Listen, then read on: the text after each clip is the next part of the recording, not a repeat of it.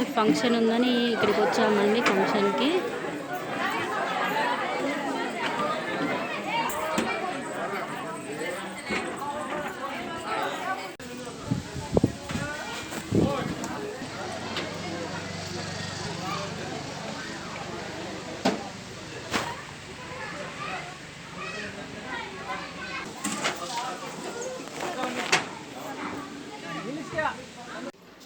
ఇదేంటంటే నేను వాళ్ళ ఇంటి ఫంక్షన్కి వెళ్తే వాళ్ళు నాకు చీర సారీ పెట్టి పంపించారండి అక్కడికి వెళ్తే ఫంక్షన్కి.